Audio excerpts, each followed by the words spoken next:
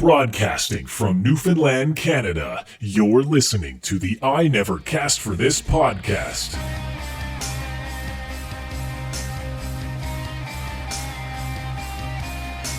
Get ready for controversial opinions and debates, but most importantly, let's talk gaming.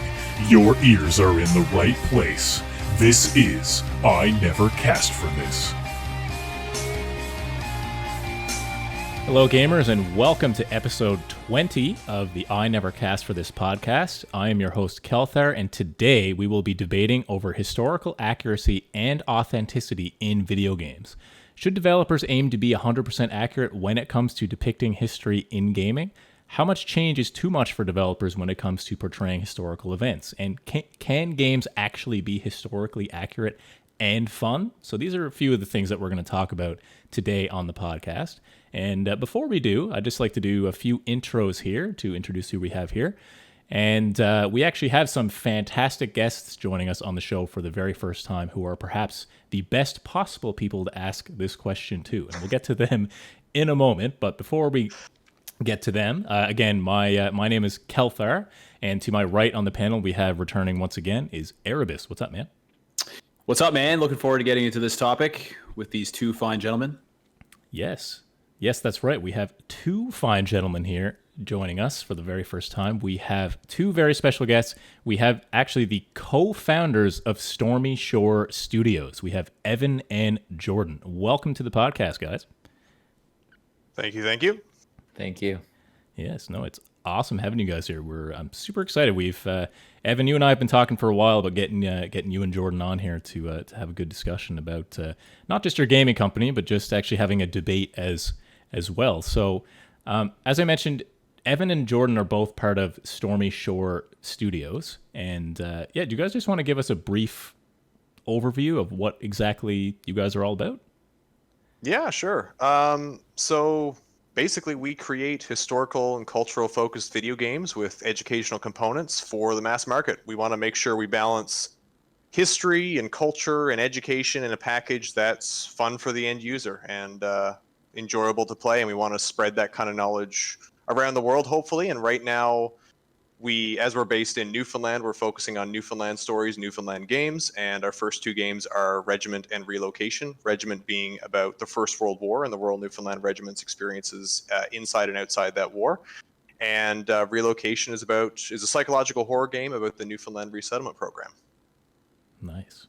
That sounds super cool. I can't wait to talk more about that. I can't wait to actually try these games too. I've seen clips you have post on Facebook and Instagram and stuff like that. So that's super cool. So what are your roles? Evan, like, I know you're both the co-founders, but specifically, what is it you guys do in the company? Good question. Is this a small question or a big question? That's a really good question. Yeah. This is not a great start for us. Everything and nothing. Yeah. Anything, everything, nothing. I mean, obviously, we're the co-founders. We basically manage business operations. We're coordinating a lot of different things, and we split the duties between the both of us, basically. It's the simplest way to put it. But yeah, we aren't the hands-on developers, but we supervise the development process and guide it and try to make sure the ideas stay, I guess, in line with what we expect and so on and so forth. But yeah, so we manage a small team right now. I think it's about 10 people now. That's good. Yeah, it's getting bigger. Yeah. You guys are growing. Yeah, that's awesome. Yeah. Cool. No, I would say a lot of what we do is talking to each other about the direction, what the team is doing, and then once we kind of come to an agreement, then one or the other of us will kind of talk to the team. So it's like I said, it's everything and it's nothing. It's really everything and it's nothing. Yeah. So there's times when you guys just kick your feet up and relax, and other times when you literally crack the whip, I guess, eh? Yeah. Well, honestly, crack the whip on myself. I don't know about relax, but it's a lot of whip cracking. Yeah. No, that's really cool. Yeah, and when we talk about a lot of these questions, feel free to draw on a lot of the experience you have with Stormy Shore, and I'm sure that will certainly help with guiding the answers to a lot of these questions. So, yeah, I'm super excited to hear more about what you guys are all about. So, Just before we get into all that, just as I said, you are listening to the I Never Cast for this podcast, and we finally hit 20 episodes. So I'm super excited about that. Hopefully you guys are too. And in previous episodes, if you're a first-time listener, we've talked about a lot of controversial topics in the past, such as gaming disorder and is that a real disorder or not. We've talked about, is VR really the future of gaming? We've talked about so many different things now, so you should definitely check out past episodes. They all have timestamps, so you can go right to the topic of the week if you want to skip all the old news and stuff like that. So we're live every Monday, usually at 8:30 p.m. Eastern Time. Today we're here at 9 p.m. Eastern Time. But generally it'll be 8:30 p.m. Eastern Time. And if you can't catch us live, you can always catch us on YouTube, and we're also on most major podcast networks as well. And stick around to the end of the show, because I always ask a trivia question to the panel, and I want to see if I can stump them today. So we'll have to see. So we shall see. Before we get into the topic of the week, I like to normally just ask how everyone's doing and what you guys have been up to. So, Erebus, we'll start with you. How have you been since the last podcast?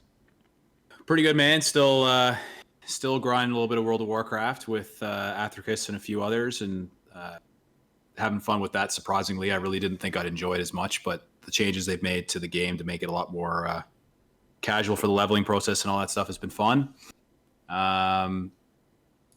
Other than that, still, I need to get Pokemon going. I know you're playing that I think you said you beat the expansion or got through the story, so I still need to do that on the Crown Tundra expansion. But mostly been on my PC lately, so that's what I'm doing right now. They announced the expansion for WoW is coming November 23rd. Yeah. And the pre-patch I think is dropping November 10th. So a bunch of us are just getting set up for that. So. It's been fun. Yeah. More enjoyed it a lot more than I thought it would. So it's good. Yeah, that's good. Yeah. I'll be looking to get into it pretty soon. I'm just dreading doing that resub, because once I do the resub, then I'm fully committed. It's all downhill from there. And it's all downhill from there. Yeah. No, for sure. Evan, I know it's your first time on the podcast, but what have you been up to? You can tell us a little bit about yourself within Stormy Shore or outside, like gaming wise or not. So, yeah.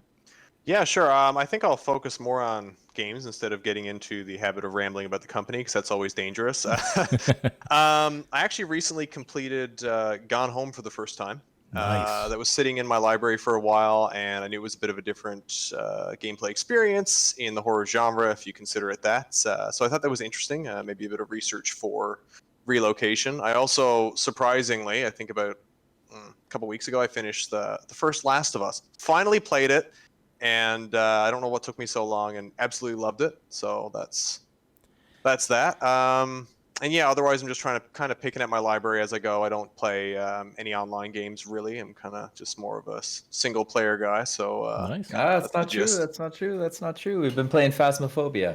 That's true. Yes, we have been. Yes, I can't. Why did I forget that? Right. It's been such a huge thing lately. That's been a huge part of our lives. Yeah, we've been playing Phasmophobia together, along with another team member actually, and the three of us have been, I'd say, 2 or 3 nights a week. We've been getting into Phasmophobia and hunting some ghosts. You playing it in VR or regular? Or like no, regular. Okay. I heard it's in VR too. It looks really I heard it's terrifying in VR. So yeah, terrifying in VR. Yeah, I can only imagine. It's scary enough flat screen, so I don't want to strap it to my eyeballs.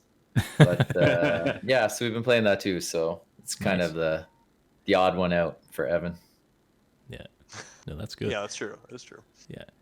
Gone Home. That game, I loved that game. I loved every second of it, man. Did you like it? It's my kind of game. I don't want to get off the rails here. Yeah, but it was interesting. It gave me a lot of good ideas, but it also gave me a lot of ideas for things I don't want to do. Sure. Now, Evan, you never played it in situ, right? Like you never played it when it came out. You just like your first time was playing it recently, right? Yeah. I think maybe you'd feel a little bit differently if you played it when it came out, time and place. But yeah, I liked it. I just like games that are just you get thrown in and this whole thing is kind of driven by what you do. You decide where you want to go and what you want to look at and that kind of stuff. I don't know. I love games like that. Yeah, that's just me. And Jordan, you said you've been playing Phasmophobia. Is there anything else you've been playing or? We've been playing. Well, when you develop games, you don't really play them that often. It's just kind of how busy you end up being. But we've been lucky enough that the three of us have gotten some time, and we kind of in between missions we'll talk business, and then we'll go on a mission, and then it'll be serious ghost hunting. But actually, I just started Doom Eternal last night. Nice. I got through the first two levels of Doom Eternal. I have to say, I think the original, the first modern Doom, the most recent modern Doom, was better. Yeah. The last one was better. I kind of liked the not so subtle dig at the oil industry. I think narratively it was like much more impressive. I think it's like really off the rails now with like the whole Sentinels and all this weird Doom guy is like a knight kind of stuff. But it's fun anyway. I guess you don't really play Doom for the story, right? No, exactly.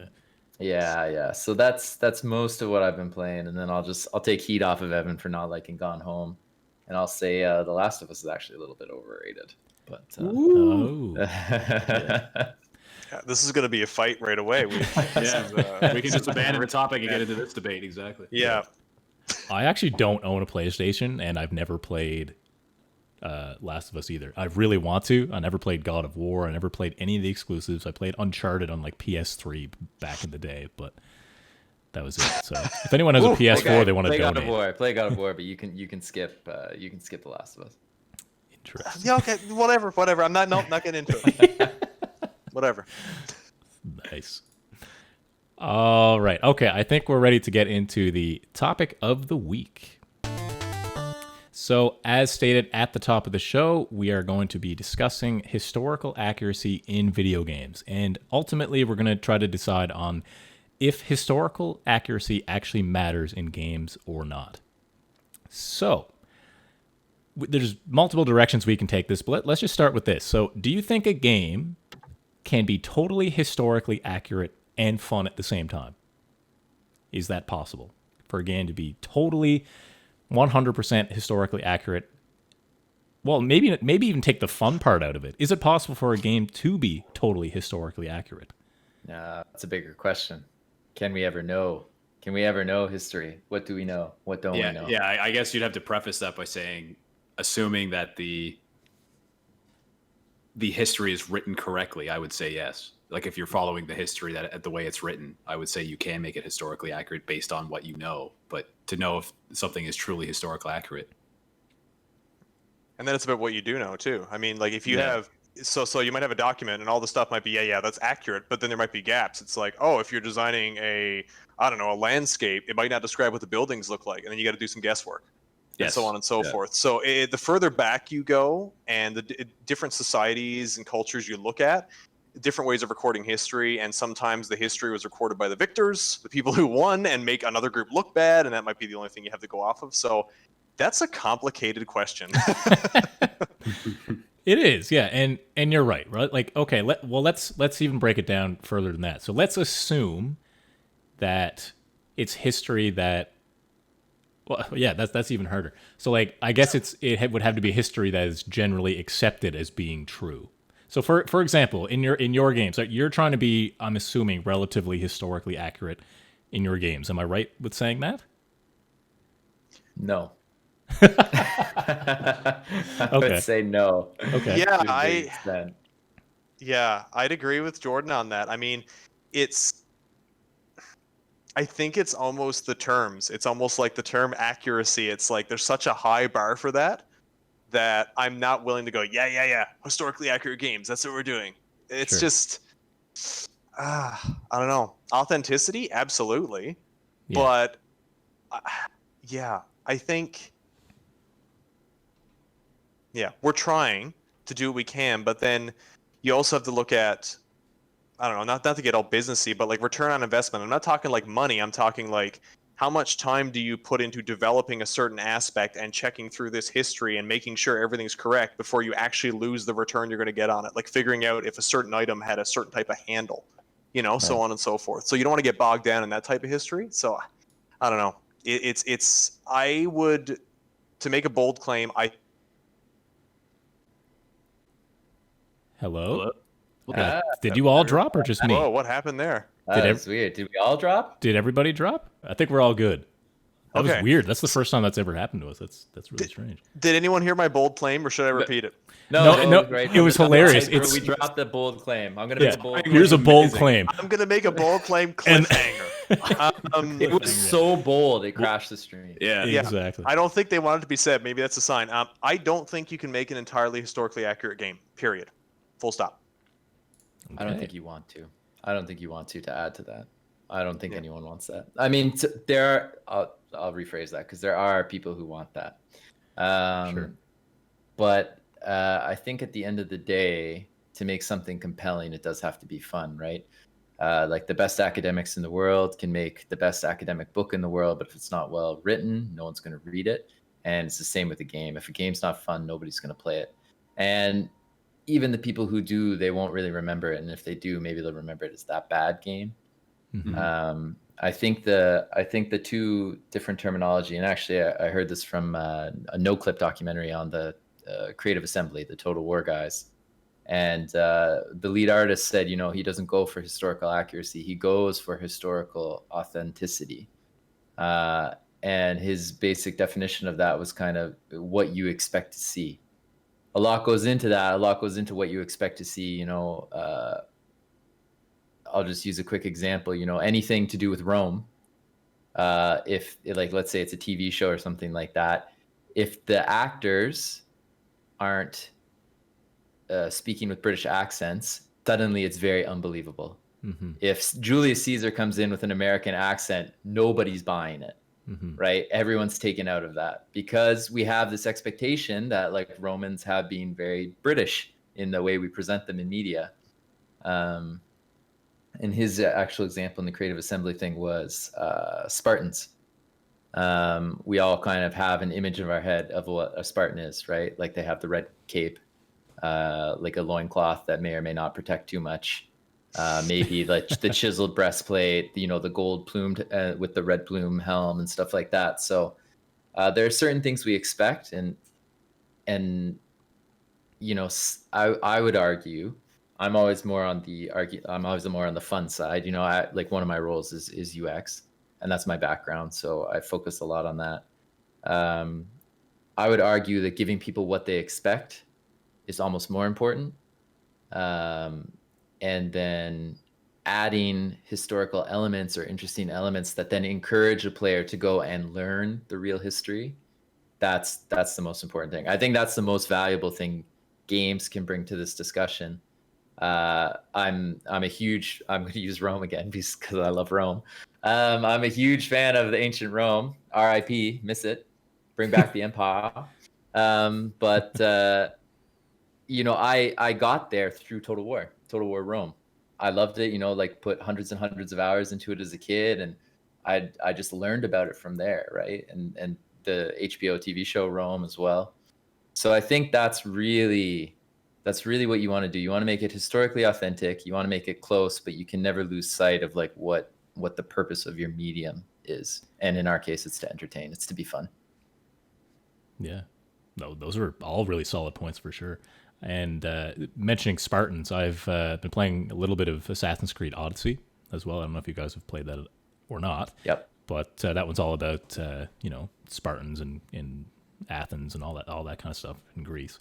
But it's while I'm playing it, I'm like, oh, this actually makes me kind of want to do a bit more research about Spartans and stuff. Even though I know in the game the main character is able to wield every single weapon in the game perfectly. I'm sure I don't know if Spartans would actually be able to do that. I'm sure they would be able to master one or two weapons, not literally 12 of them with perfect that kind of stuff, right? But obviously that's not totally historically accurate, but it's like you said, the historical authenticity, the way they design the worlds in that game are obviously condensed to what they actually are, or else you wouldn't be able, it would take forever to get anywhere in the game. But I think that's certainly important for sure.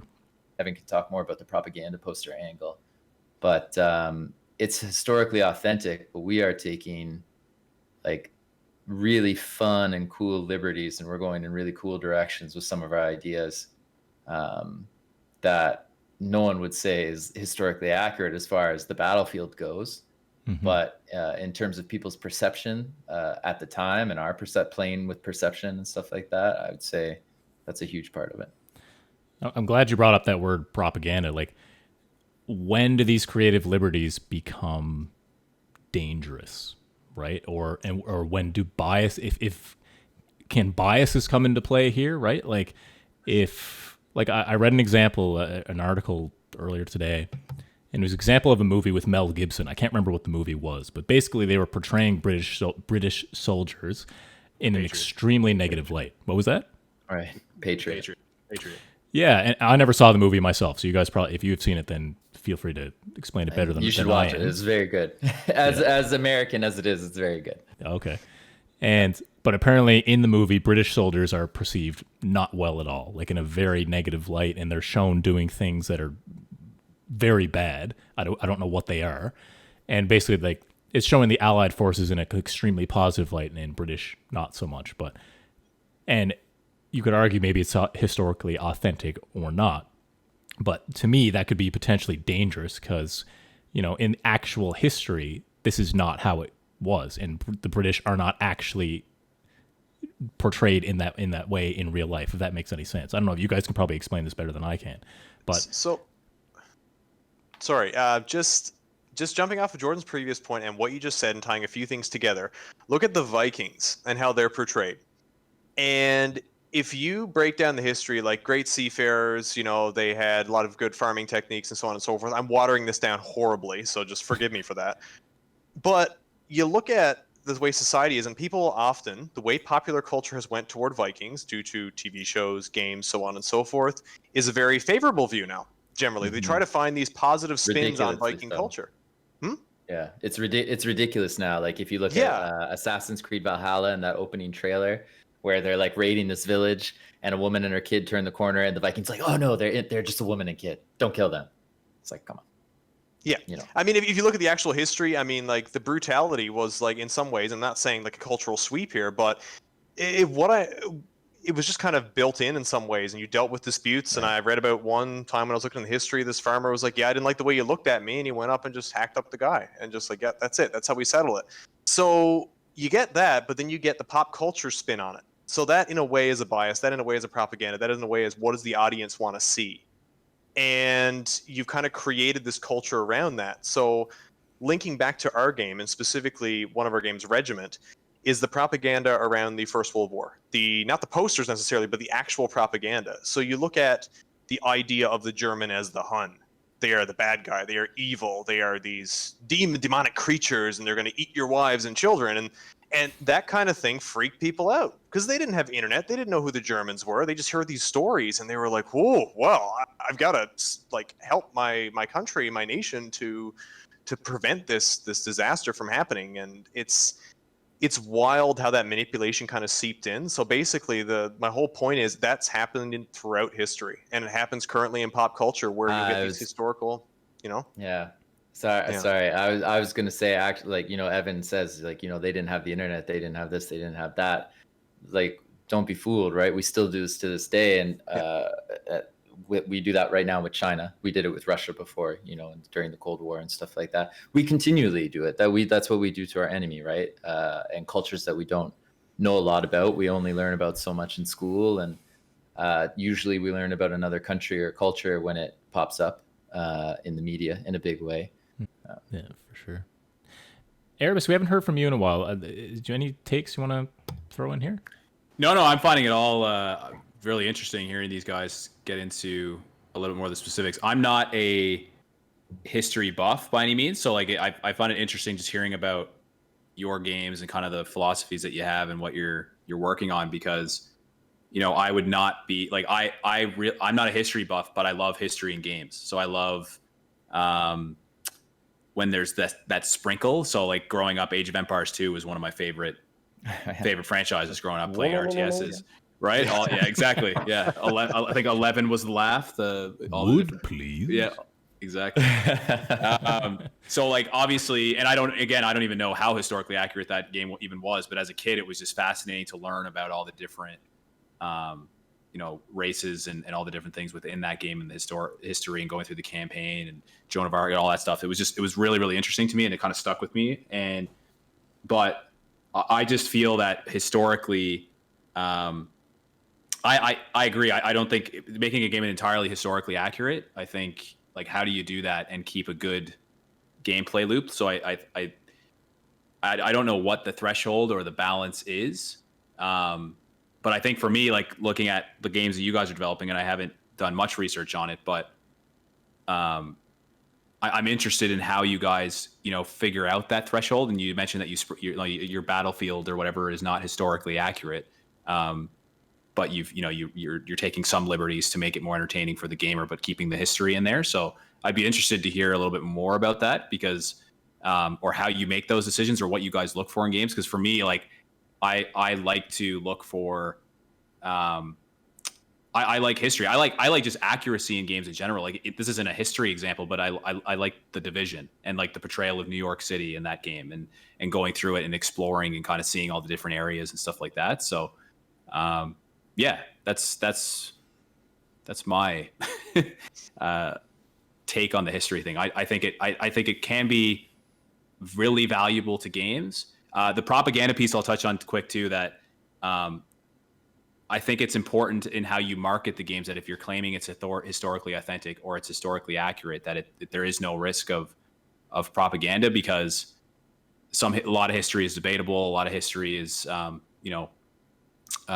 there's a lot of examples that are controversial in just because it was taught in school doesn't make it historically accurate and things like that. So making the claim of something being historically accurate or authentic, I think it's interesting how you market that to people and how you target that group of gamers without pissing people off or ruffling feathers and stuff like that. So I find all of it really interesting. It's not a market I even really knew existed till I heard you guys were coming on and did a little bit more research on it.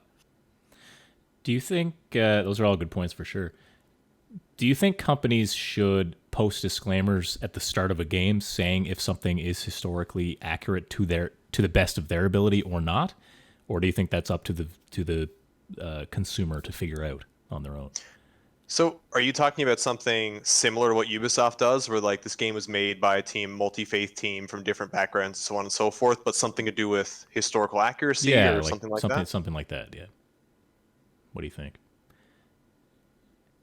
Just for, I guess, for purposes of not pushing like propaganda pieces and stuff. So you almost mean like at the start of a movie when they say it's based on true story, but yeah, things have been a lot of the time they changed say inspired by true events, and it's like not at all. I think right. I think the issue there is that those stories, like what you see in the media, like that kind of becomes the story, right? Because people very often, unless it really excites them and they really do the research, that becomes their story. However you depict it in your medium, that becomes the story. So, you take HBO's Rome. I told you I'll be going back to Rome every time. You take HBO's Rome. Atia of the Julii, who's a major character. She's Augustus's mom, or Octavian's mom, and she's a major character. And they portray her as an awful person, like scheming and backstabbing and two-faced and greedy and just terrible, absolutely terrible person. The only historical record we actually have of her is that she was a very lovely lady, a good mom, and very religious and very prim and proper. And, Augustus wins and he writes the history from then on, right? And it's his mom. So chances are, he even if his mom was bad, he loves her, or he wants his family to be remembered, the entire group to be remembered as like true, good, moral Romans. So it could totally be propaganda, and she totally could have been evil. But what do more people know? More people know that Atia of the Julii from HBO's Rome than they do from, the vellum that's 2,000 years old that was found in the dirt of Rome. So whatever you do becomes the story. I think maybe it would be a good thing, but I don't think any medium does it, like, other than the large sweep, the large narrative, everything in between is going to be made up. Almost every conversation that Julius Caesar has is going to be made up. Every conversation that William Wallace has is going to be made up. It's the overarching narrative, and I think it's important to kind of have the overarching narrative be as accurate as possible. You know, in HBO Rome's case, it's, you know, Julius Caesar's in Gaul, the triumvirate. He comes back, he crosses the Rubicon, he's stabbed, you know, Brutus, et tu, Brute, all that stuff. The stuff that we know. That's all right, you know. But the conversations in between can be made up, and I don't think it hurts anything necessarily, but those characters become how we perceive them. So here's my issue. And I hear you mentioning, like, you know, like Adia's, her portrayal and so on and so forth. And my issue is, with disclaimers and so on and so forth, is how recent do you have to get before it starts to get bothersome to people the way you portray real people? Right. How far back? Like, yeah, who's going to complain? Yeah, Julius Caesar, he was my great blah, blah, blah. Who cares? So you might get historians complaining, but generally you're not going to get that. But the more you go into the modern times, I mean, family members could still be alive. And that's the struggle I have with the disclaimer is if you're doing a piece that's supposed to be based in a part of history and you have people portrayed that have very close relatives alive, or they might even be alive, what do you do then with disclaimers? Right. And then that's what I'm wondering, like, how do you toe that line? And it's an interesting question too, because obviously, yeah, there's a spectrum, right? When we talk about horrible stuff that happened 2,000 years ago, it's like, yeah, okay, they went into the city, they killed everyone, men, women, and children, there was rape, there was murder. We don't really think about it, right? It's like a statistical thing. But World War II, no, that's like very visceral. That's terrible. Like, we really feel that.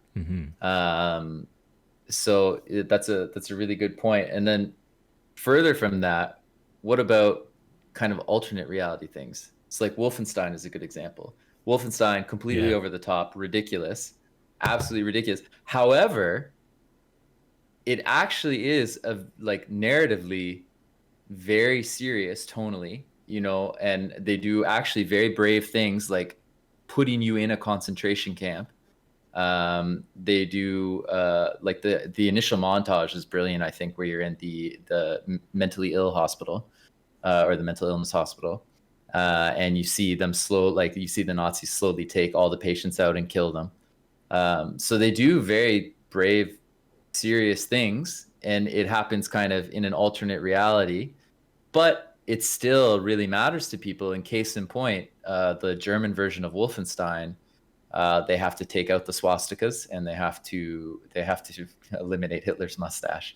So, but everything else they can keep.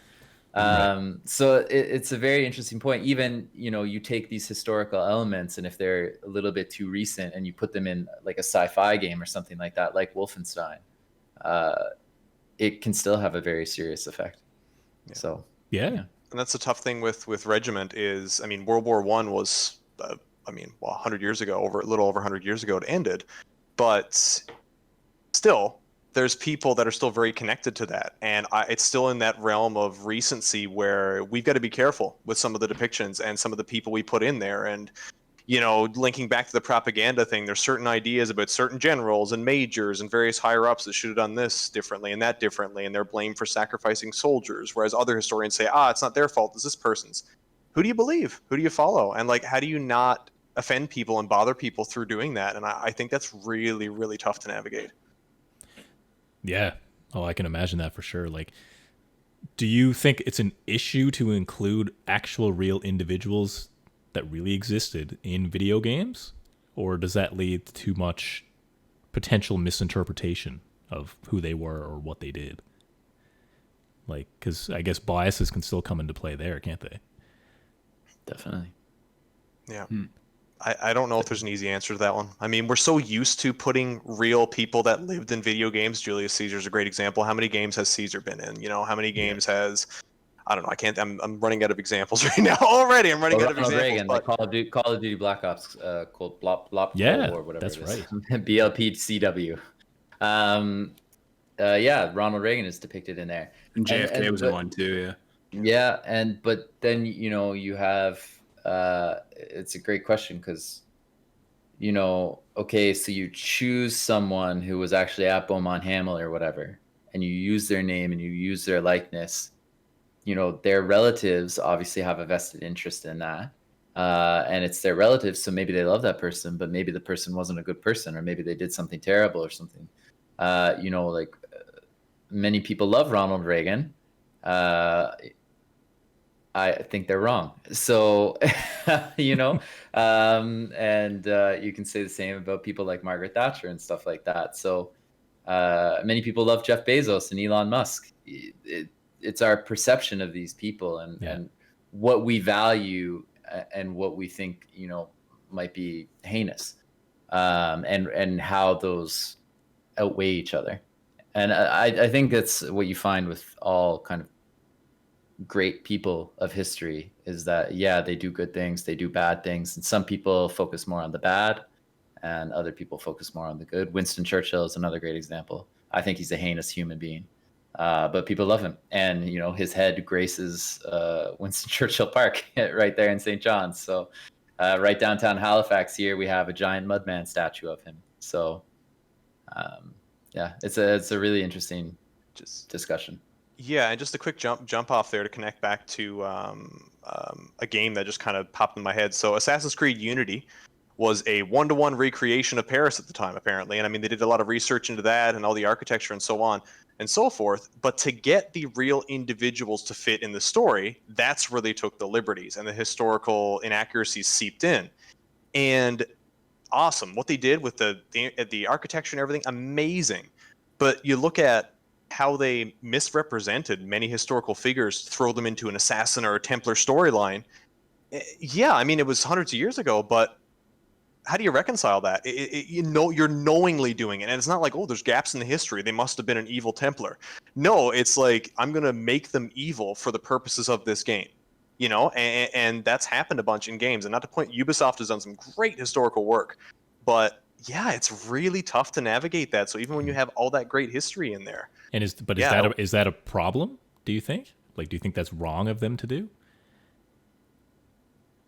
Deliberately trying to shoehorn a historical figure into a story to fit your needs when you know that it just wouldn't have happened that way, and there's enough history to back it up. I do think it's problematic if you've done your research and so on and so forth, and you're trying to portray something like that, the 1-to-1 recreation of Paris, and then you look at the other direction, you go, well, this historical figure, I don't know, I'm running out of names, like Robespierre is probably a good example. They misrepresented him and in the game and various other things. So it is problematic because you're coming across as, it's a historical game, but then it's like, well, where is the strength of the history and where should it be? I mean, I'm a firm believer history is about the people, and history is about getting their authentic stories and trying to make that work, because history is told through people. Nothing would be told if we didn't know. I mean, like, there's so many mysteries now. Like, you look at, I don't know, Stonehenge, and you don't have a recorded history of Stonehenge, so people are still trying to figure out what does it all mean.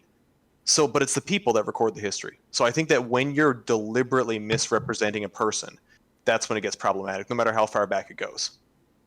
I agree with that to an extent, that from a surface level piece, like I'm going back to more of my childhood. That seems like when I played more of the historical games, but like Medal of Honor, Allied Assault, Normandy, they back in the day, that was portrayed really well, very surface level. I, again, don't know the full historical accuracy of it or how they portrayed it, but it was surface level, and it got me into researching more about that event. And that's what I like in the games that I play from the historical point of view. However, if they're going as far as you're saying, Evan, and representing characters, and I'm using the game as my primary media device to learn about that, and it's not surface level, and it's really getting into these characters, and I don't know the difference, like I'm assuming the game is historically accurate based on either claims that they're making or just by the way the game is designed, then I wouldn't like that either. I wouldn't want companies to do that. Like I'd want some kind of, I don't know if disclaimer is the right word, but I'd want to, it should be obvious and not mislead people, I think. And that's another issue, is like, if you're coming into a game and this is your exposure, so like Jordan referenced, Total War was a great exposure for him to learn about the Romans and get that developed and so on and so forth.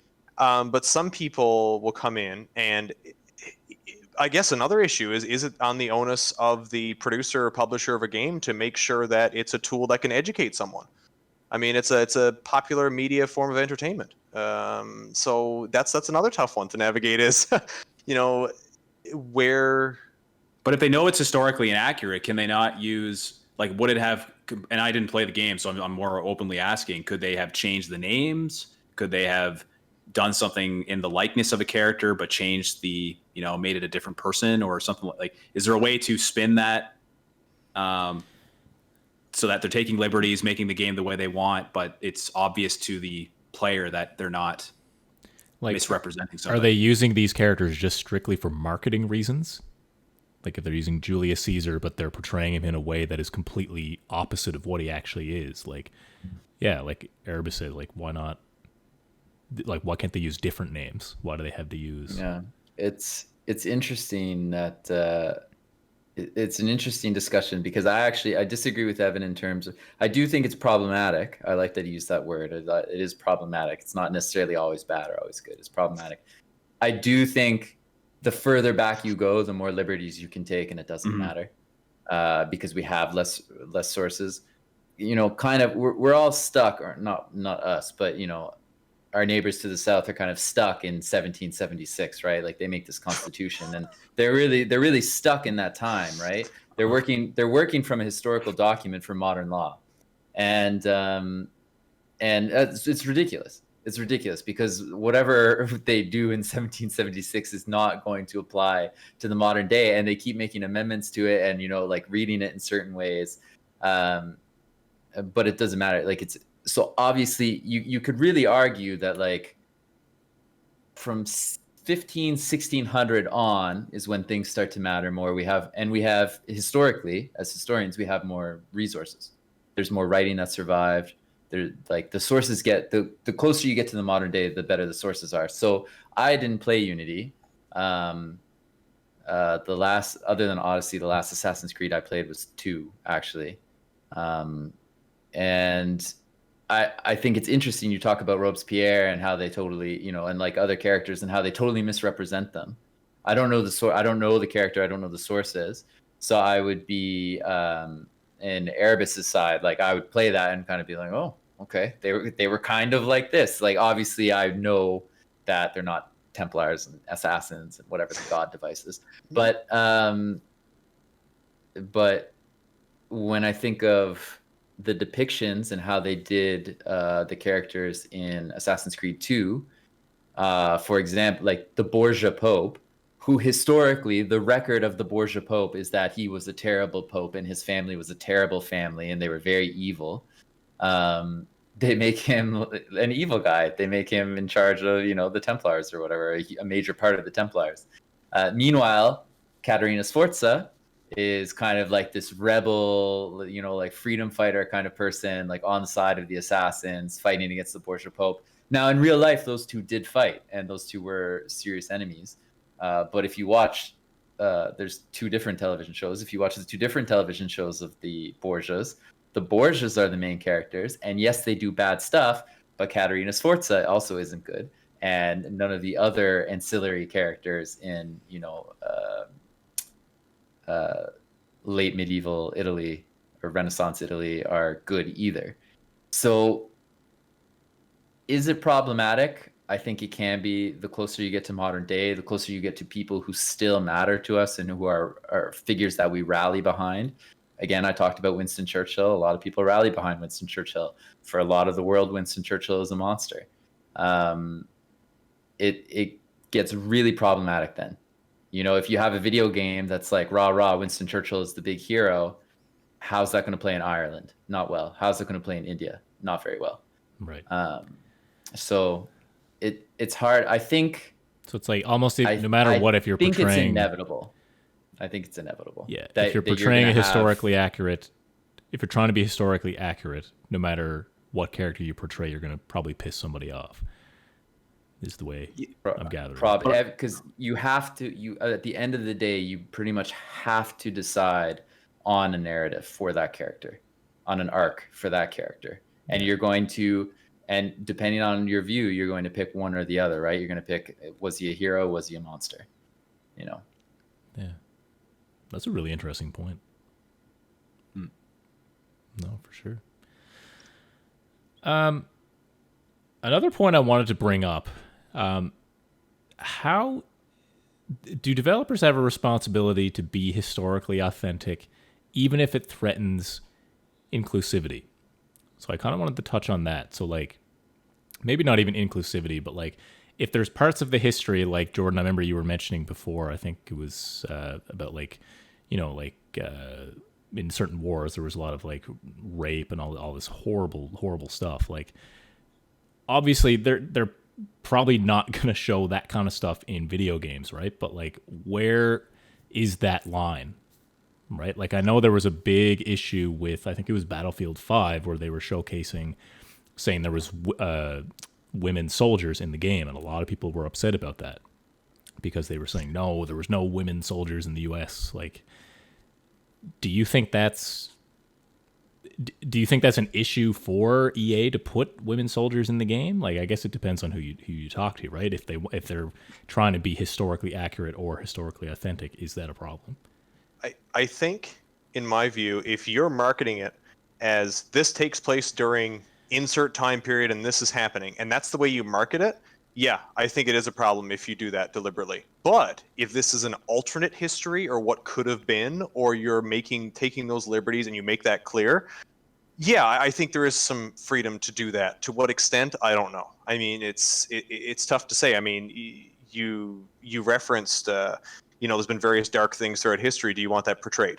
Do you want certain groups to be completely marginalized in your game in a disturbing way? Well, I don't know. Like, is it necessary to go to those extents in games and to portray history in such a way that it's so raw and you're excluding groups entirely from that? And I don't know.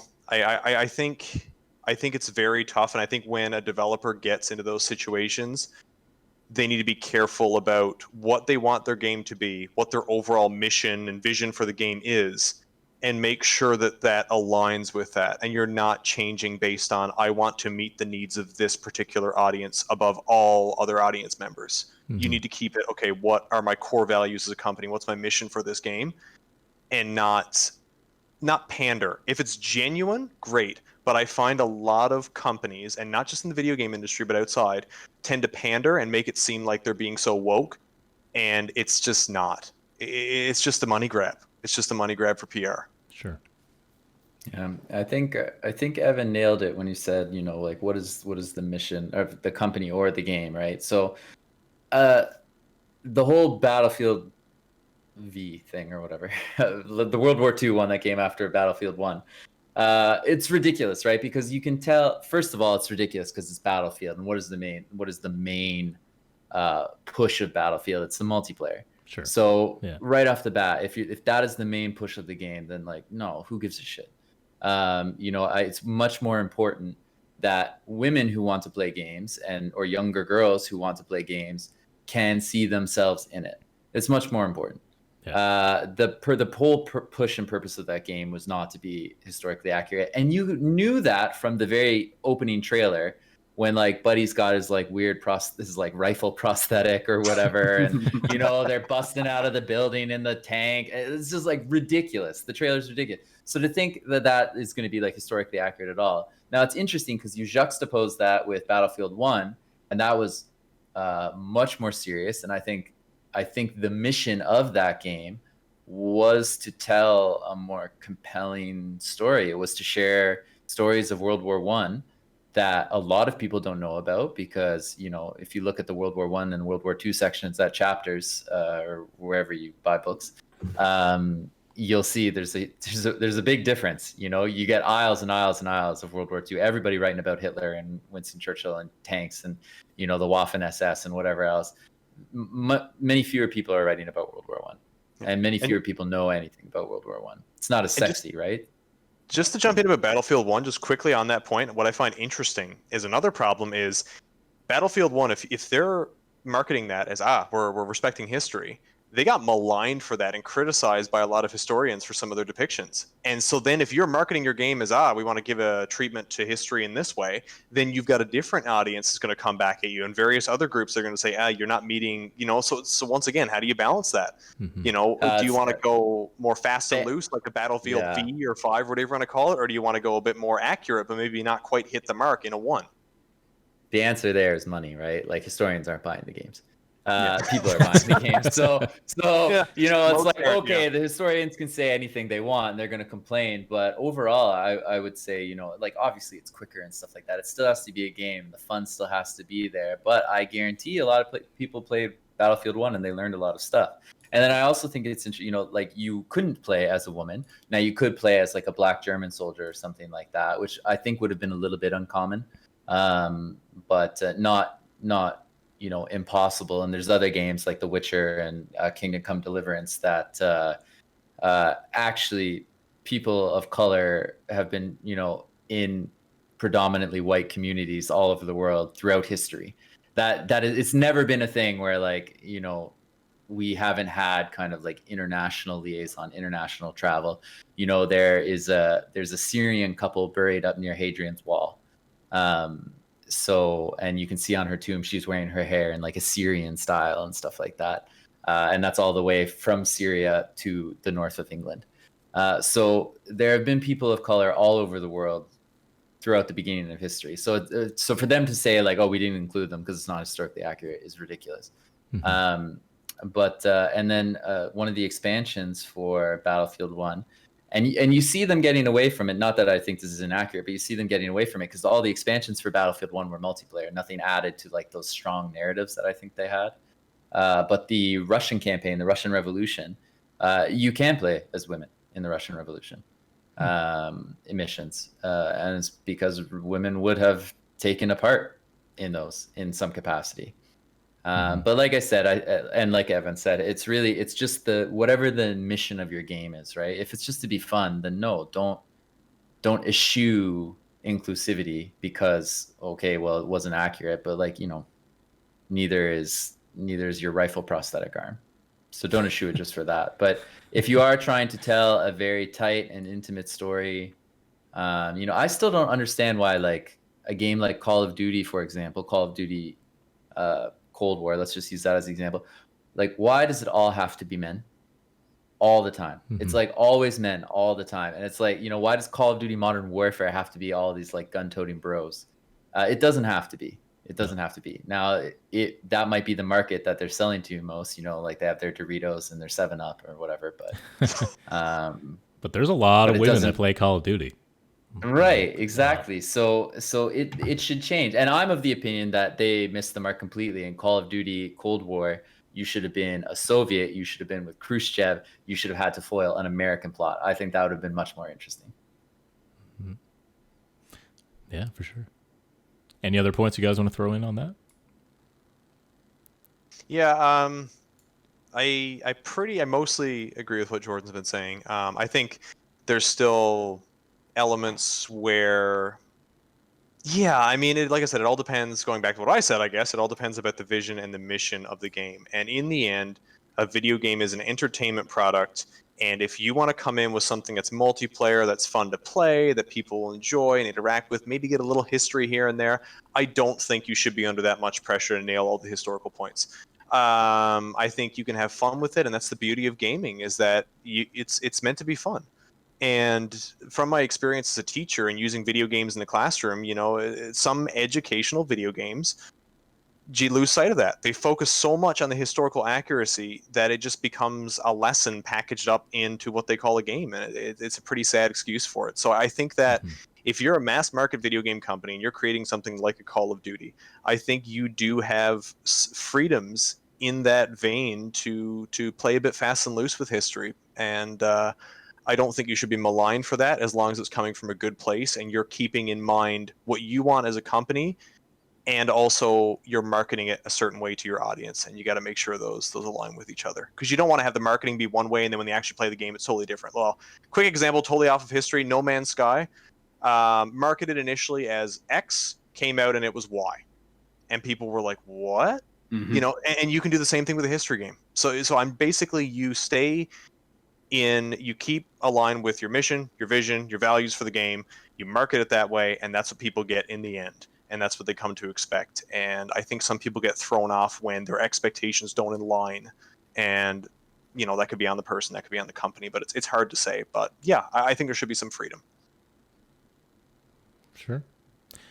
Have you guys played God of War? Yes. Okay. The most recent? Yeah, the Norse one. Sure. I haven't played them, to be honest. So I wanted to touch on it because I want to get your guys' take on it. So like I said, I haven't played it, but I've seen like trailers and stuff like that. But my understanding is there's a lot of Greek, Norse mythology. Is it both or one of those? Both.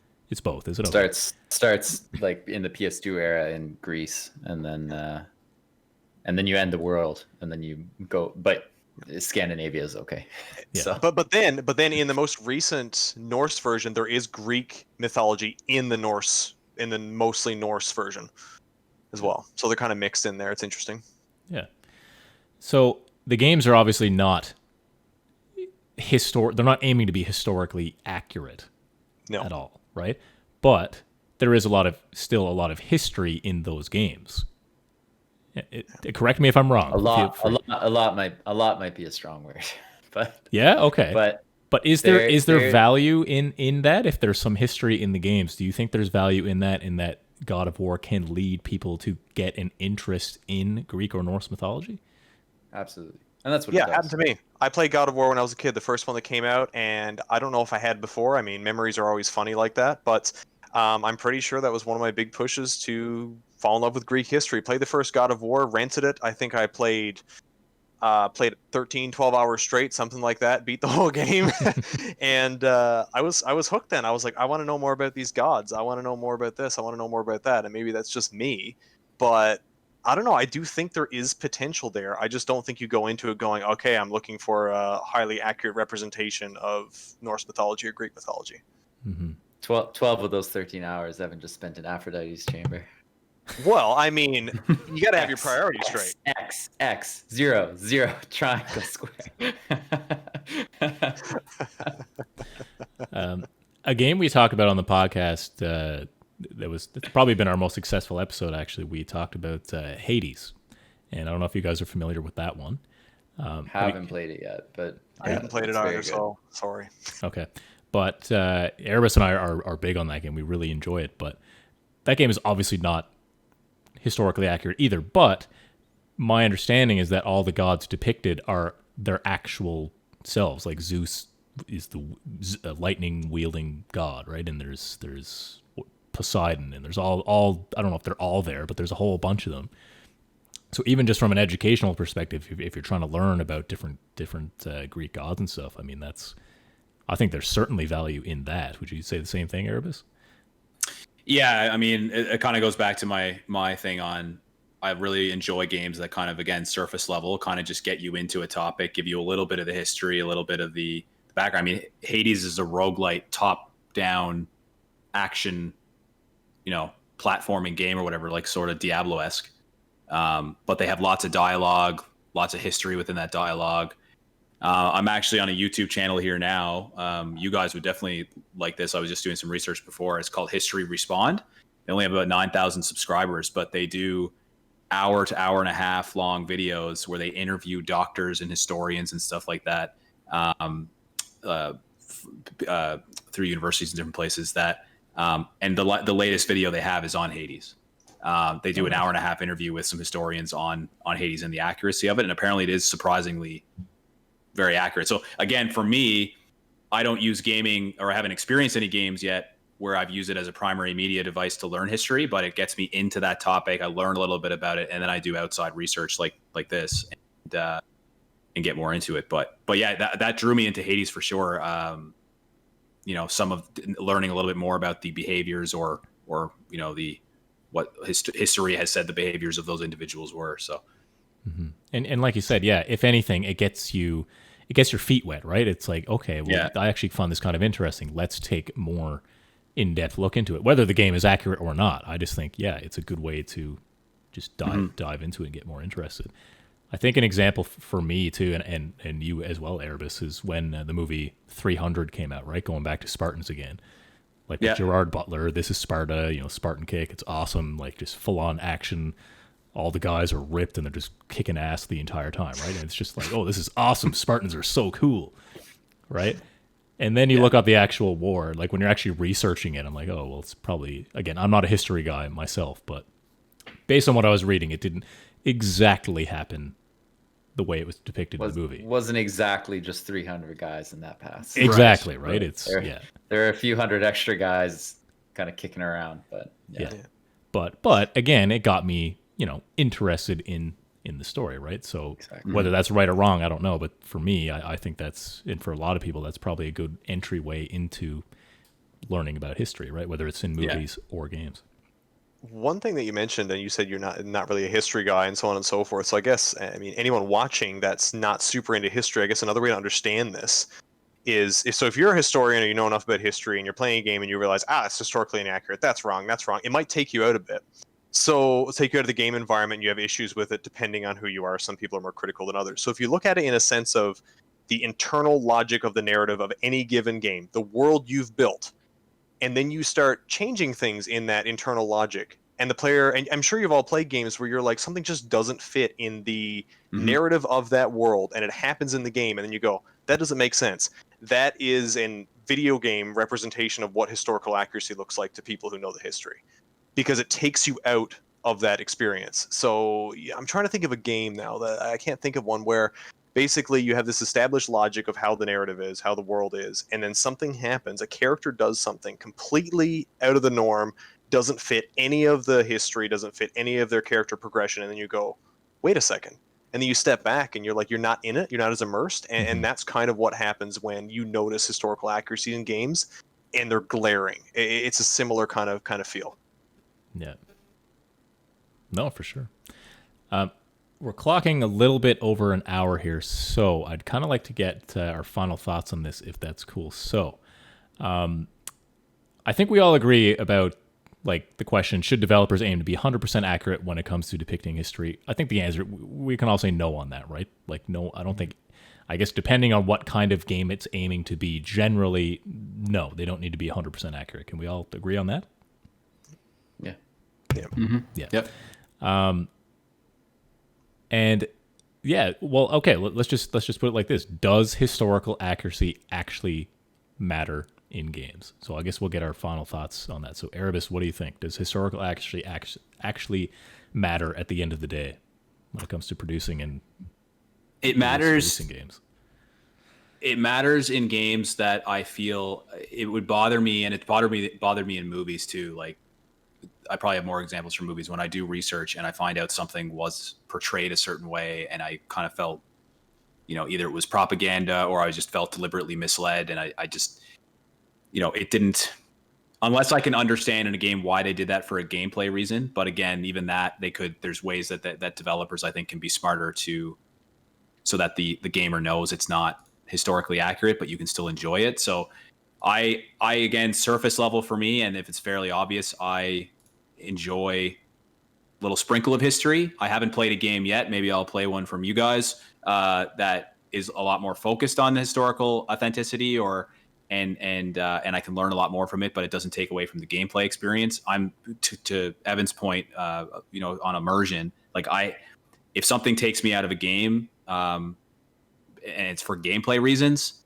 and it's for the sake of being historically accurate, it doesn't matter. Like I'd rather finish a game and it be historically inaccurate, but I learn enough from it to kind of prompt me to do some more background research than play a game that is historically accurate. And then I'm just like, I lose interest, an hour into the game, and then I never end up, learning more about that topic. So, but I think with the development of VR that we've touched on in other podcasts, with the development of technology, I think it's going to be really interesting to see what developers come up with and how it can be used as an educational tool for people on history. And especially as the years go on and we have more records of history, right? As time goes on and the years go on. So like 20, 30, 40, 50 years from now, a video game on 9/11, right? Like, how's that going to look, or what are we going to see there, and those types of things. So I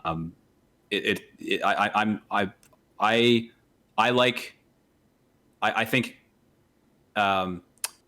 my fear, I guess, is that, and I'm really liking what you guys are doing with kind of the way that your company is marketing or working on games and kind of the angle that you have, because I really fear, I guess, as time goes on, that it won't matter enough and there won't be enough of a market for it as time goes on, the new generation comes up and those types of things. So I hope it still matters, but I'm concerned it won't. And, the Fortnites of the world will take over and we'll lose that. So hopefully that doesn't happen. But I just, it matters to me. I don't know if it matters to the masses as much as it should. And hopefully it will grow. Cool. Evan, final thoughts on historical accuracy in games, and does it matter or not? So, yeah, I'm going to say yes out of the gate, but there's a huge caveat to that. And it just goes back to what you want the game to do. Are you doing alternate history? Are you doing, is this about multiplayer? Is this about mostly focused on the gameplay and so on and so forth?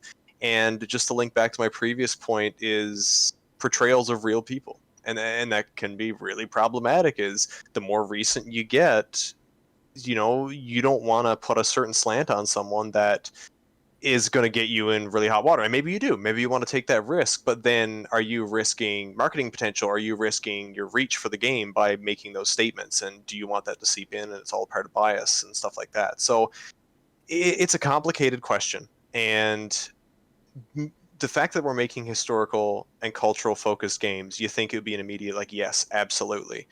But I don't think we can approach it from that way. A historian, and I mean, we're both historians too, but a traditional historian, academic, so on and so forth, maybe going like, a doctor in certain, and they haven't really looked at entertainment, especially with video games, a lot of misunderstandings there.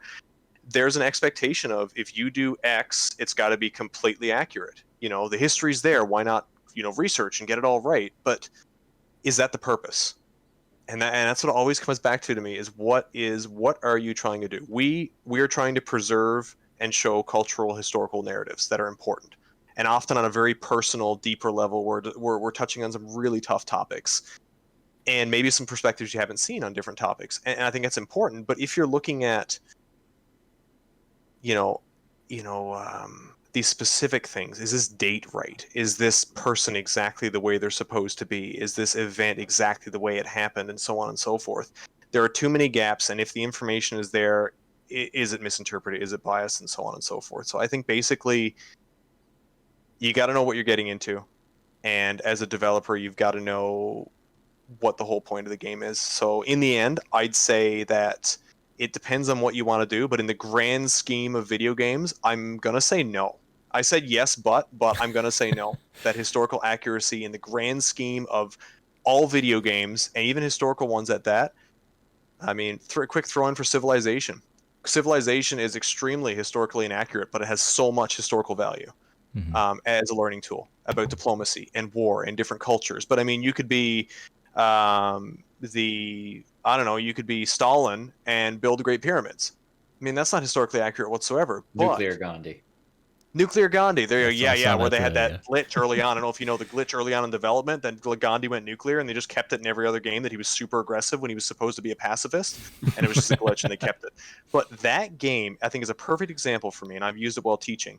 It is extremely historically inaccurate, but the historical value of that game is monumental to me, because there's so much in there, these little nuggets of truth from history that you put in there. Taken as a whole, not accurate. But taken in parts that you can play off of and expand on and learn more about, I think it's very powerful. So yeah, I'd say no, or yes, but, or whatever you want to put it. But yeah, Yeah. Very weird answer. I like what you said. Like it comes down to purpose, right? What is the company aiming to do? Do they really want to preserve culture like you guys are doing and tell stories that way, or are they just it comes down to purpose? That's my understanding of what you're getting at for sure. And Jordan, final thoughts. Historical accuracy in games.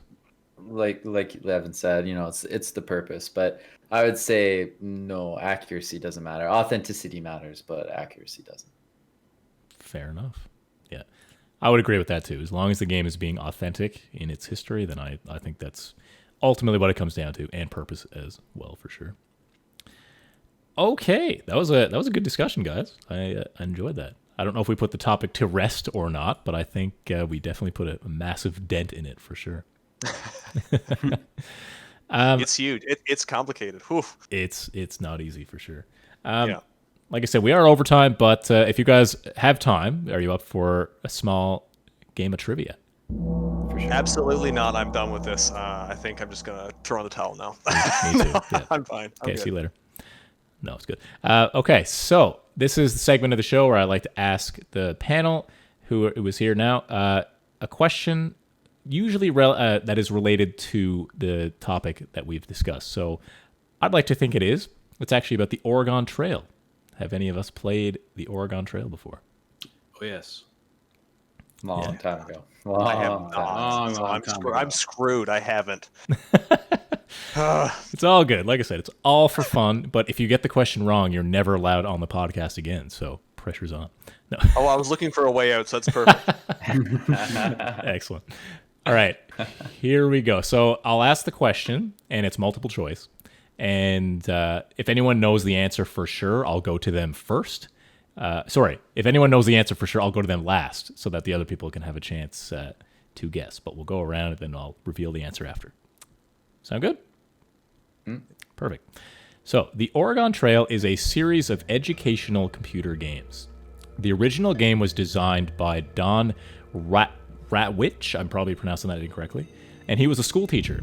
He wanted to teach his 8th grade school class about the realities of 19th century pioneer life on the Oregon Trail. But the question I have for you guys is, what year did Don unveil the Oregon Trail to his 8th grade class? So he revealed this game to his class before it was released to the masses. Was it in 1961, 1971, 1981, or 1991? So I'll say it again. I think I know it, so I'll sit back. Yeah, so again, he's a teacher. He wanted to educate his class on the realities of 19th century pioneer life on the Oregon Trail, and he showed his 8th grade class first before anybody else. What year did he do this? Was it 1961, 1971, 81, or 91? So, Evan, you think you have a decent idea. Yeah. I hope. You hope. I came in way too confident on that one. I have no idea. I'm just in my mind. I'm like, surely it cannot be before 81. Surely cannot. But it's an old game. Yeah. Erebus, you have a... I'm gonna say 81. So, Jordan, you're going first. So you're taking the stab at 81. I'm gonna say 81. Okay. Erebus will go to you next, since Evan's pretty sure on his. I'm trying to remember when it was released, but like I don't think it's 91 because I'm pretty sure it was out then, or it was about to be out, unless he showed it right before. But I don't like guessing the same thing as somebody else, and I was going to go 81. 71 and 61 make no sense to me at all, unless it was like a board game when it first was revealed. Ooh, twist. It's an Calthar likes his twist, so I'm going to go 71. Oof. I will tell you, I was it was a computer game he did show. To my knowledge, it wasn't a board game. It was an actual computer game that he showed. Okay. Oh, okay. So- On what kind of computer, I have no idea. But I'll still say 71 just in case you have some messed up answer here. all right, so Jordan's on 81, Erebus 71. Evan. So I'm thinking about dates with games, and I'm thinking about Pong. Pong is late 70s. Oregon Trail's far beyond Pong graphically, and it's not 91, 100%. So I'm going to go 81. That's basically, Pong came into my head, and I'm pretty sure Pong was mid to late 70s. And so yeah, Oregon Trail, I know my uncle grew up playing that, and that was more in his wheelhouse, so 81. Okay, so Jordan and Evan, you both said 81. Erebus, you said 71. Is that correct? Mm-hmm. We have a correct answer. So, Erebus, you are correct. It is 1971. Wow. 1971. Well, Wow. So my process of elimination sucked. Did he show it on a toaster? Like, what did he show it on? keep in mind, That's it is a amazing. Wow. series of educational computer games. So there's not just one game, right? There is a bunch released. So the very first iteration, from the little research I did, he showed his class in 1971, and then it was actually published and released on to the masses in 75. 75. Oh, 75. wow. That's way earlier than I thought. Huh. Yeah, and I thought the same thing, because I can picture it in my head, and that seems early. But like I wow, said, there I are know. a bunch of iterations of the game. Like there might be like 10. I was going to say, because we played it. It was a hot product in the 90s. Yeah, and when we played it in the 90s, that was probably, I don't know, the 8th iteration or something, Yeah. right? So the Wasn't very that, first like- iteration, I believe, was probably like it could have been a text-based one for all I know. I'm confused. I'm confused by the timing though. Like with the whole Pong thing, like Evan just said, Pong was 79. Anyway, I have to research this afterwards. This is fascinating to me. I that agree. predated Must Pong. have been like a text. I would say it was very, very minimal. Axie. But Axie. the very first, it was the first iteration, as I said, remember. So it's probably... Wasn't that, just to jump in now, wasn't that like extremely graphic at a certain point of that game? Or am I thinking of another game that was called the Oregon Trail? Because I remember there was a certain scene in there that probably is not appropriate for 8th graders, unless I'm thinking of a different game that came out. I'm not sure. You might be thinking of a different game. I don't know. What was the meme that came from it? Like, you died of dysentery or something? Is that what? Yeah. That's like the most famous thing. Yeah. Yeah. No, for sure. All right. I know Well, what I'm thinking of. I know the game I'm thinking of. General Custer's Revenge. Yeah, that's Or something different. like that is very That's different. Yeah, That is a very different game, and Ooh. Jordan knows exactly what I'm thinking of right now. that is a different game. That was okay. You're not going to show it to 8th graders. Okay, glad that's not the same game. I've never heard of that game, actually. I'll have to look it up after the show. It's right on the if you go right on the wiki, it's 1971, released in 1974 to the Minnesota Educational Computing Consortium, and it was released on an HP 2100 mini computer. Is it text-based? I feel like it would have to be. I want to do that. It would have to be. Maybe he was a time traveler and it just looked amazing. Wouldn't that be something? See, but it has to be. Yeah. There's no way. All right. Well, that's going to do it for the trivia segment. So thanks guys for doing that.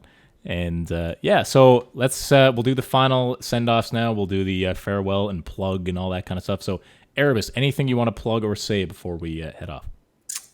Nope. Twitch.tv/Erebus as always. I didn't stream this week. Maybe it'll be next week. It's been 5 years. We'll see. Yes, Erebus used to stream all the time, and he plugs himself every single week, yet he still has not streamed in a long time. So Evan and Jordan, I'll let you both take this part here. So is there anything you want to plug or say about Stormy Shore Studios specifically before we go? We're the best gaming company to ever exist, and our games are going to be entirely historically accurate, and we're going to do the impossible. And I didn't want to make the expectations too high, and I think we're going to sell $1 billion worth of games. So does that sound good? Reasonable? I think it's a reasonable expectation. That's pretty solid. Yeah. Definitely sounds good. $1 billion worth of games definitely sounds good. It's pretty Please reasonable. make that happen. That's pretty reasonable. No, realistically though, there's not much to plug right now. We got our various social platforms. It's funny. Now I'm on the spot. They all have different names. Like I know Twitter is Shore Stormy, but there's variations on our name, and usually they're linked on the various social platforms, so they shouldn't be too hard to find. And our website is www.stormyshore.com. And yeah, you can check it out. I think it looks pretty okay, and there should be links to our various pages on there as well. Do you guys have... So it's 2 games, Regiment and Relocation. And do you have release dates lined up yet that you're willing to share? No. Or is that put you on the spot? I really want to play these games. That's really funny. You're a funny man. Certainly not. Cool. It's on the It's on the Cyberpunk schedule. It's on the Cyberpunk schedule. Cool. I figured I'd try. 2077. I don't know if we get an exclusive reveal on the show now. or not, so I figured I'd try. We're whipping the employees. There's a really strict crunch going on right now. They are they're chained up in our basement, Nice. in front of computers, and it's very sad. But they're doing something because they love it, and that's all that matters. Nice. That'll be next week's debate topic. Yeah. Oh, that's a good one actually. I did a report on that.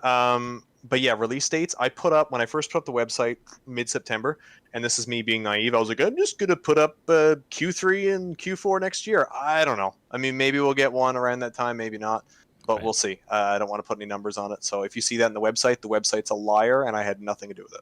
Cool.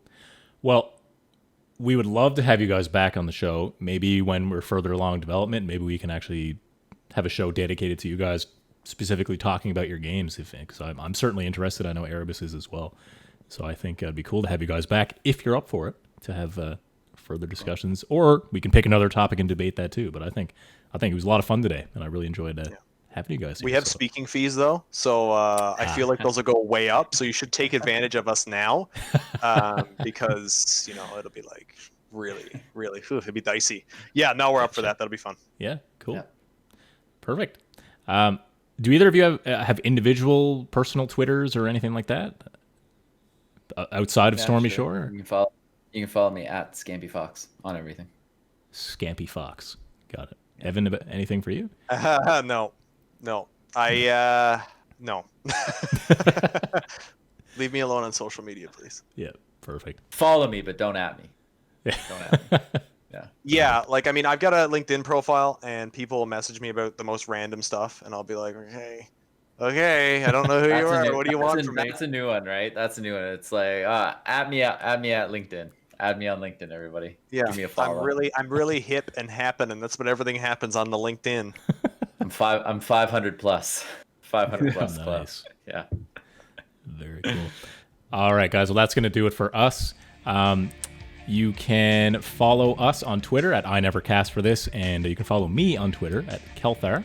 If you have a question for any of us on the panel, or any past guests, or if you have just a question at all, or if you want to send us a trivia question to stump all of us, send it to INeverCastForThis@gmail.com. We're also on Facebook. We're on Instagram. We have Discord. We're on Twitch. All those things. You can find all these social media links on for the show notes of every show on YouTube or on the audio formats as well. Feel free to leave us a review on Apple Podcasts if you like the show. If you didn't like the show, leave us a review anyway and tell us how we can get better. And other than that, that's like I said, it's going to do it for us. Thank you so much for tuning in this week. Thanks for Evan and Jordan from Stormy Shore for tuning in as well. And Evan is holding up something that says no question. No question. No, don't ask any questions. Oh, okay. I'm kidding. Oh, I got you. I'm in a weird mood, guys. I'm just maybe I'm tired, but it's all just good. messing around. It's 12:08 Newfoundland time here, so yeah. Yeah, I tried to scribble it down with a pen that was fading, and I was like, yeah, this is not going to work out as well. But I've committed to it, so I just had to show it. I mean, the S is all cut off and everything. It's the effort. Some ideas don't work out. I appreciate the effort, man. It's all good. And all right, that's going to do it for us, guys. Thanks so much for tuning in, and we'll see you all next week at 8:30 p.m. Eastern Time on Monday. Take care.